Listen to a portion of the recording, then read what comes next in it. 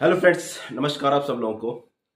चलिए इस वीडियो में आपको बताते हैं कि मैंने एक इलियट वेव सीरीज स्टार्ट की है, एडवांस लेवल की, बेसिक टू एडवांस, जिसमें आपको पूरा इलियट वेव के बारे में बताया जाएगा। मैं बता रहा हूँ कंटिन्यू, ठीक है। उसमें दो तीन टॉपिक, दो तीन सीरीज हो गई हैं, ठीक है, जिसमें पूरे मोटिव वेव क्या होता है, करेक्टिव वेव क्या होती है, इम्पल्स क्या होता है।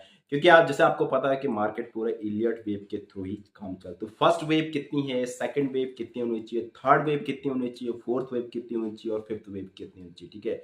तो फर्स्ट वेव में पैनिक, जब पूरा पैनिक होता है आदमी, सेलिंग, जब पूरा बॉटम मार्केट बना रहा होता है, वो पहली वेव स्टार्ट होती है। सेकंड वेव जब होती है तो जो सेलिंग प्रेशर होता है, साइकोलॉजी होती है माइंड वाले, नहीं नहीं मार्केट तो यार नीचे जा रहा है, जस्ट ए पुल बैक है, ठीक है। तो यहाँ पे बड़ा लोग एक्यूमुलेट होता है।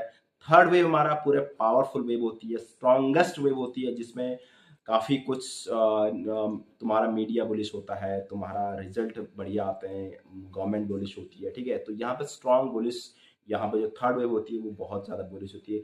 फोर्थ वेव में एक सेलिंग प्रेशर आता है कि एक ये आता है कि अरे यार मार्केट ऊपर चढ़ गया है।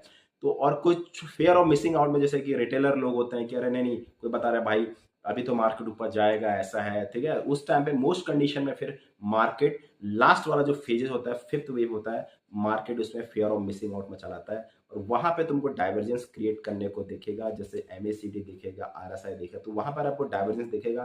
प्राइस इज मेकिंग, प्राइस ऊपर को जा रहा हुआ, लेकिन एमएसीडी, आरएसआई जो है आपके जो मोमेंटम इंडिकेटर हैं, ठीक है, तो ये आपको नीचे की तरफ डाइवर्जेंस दिखा देगा। प्राइस ऊपर जा रहा होगा और ये आपको लोअर लोज की तरफ जा रहे होंगे, ठीक है। तो जो फिफ्थ वेव है वो तुम्हारा यूफोरिया बोलते हैं कि सब लोग वहां, सब जैसे फर्स्ट वेव होती है, फर्स्ट वेव कैसे पूरा सेलिंग का, जब मार्केट बॉटम होता है, चारों तरफ पैनिक होता है, नहीं भाई मार्केट और गिरेगा, मार्केट तो धराशायी हो जाएगा। तो ऐसी जब फिफ्थ वेव बनती है, तो फिफ्थ वेव में पूरा यहाँ पर सब लोग ग्रीड मारते हैं। उसके बाद पांच वेव कंटिन्यू बनते हैं, उसको हम लोग मोटिव वेव बोलते हैं, मोटिव वेव। उसके बाद हमारा यहाँ पर करेक्शन वेव बनता है, ABC, ठीक है। तो हमारा टोटल एक वेव में फिफ्थ टोटल 8 वेव बनते हैं।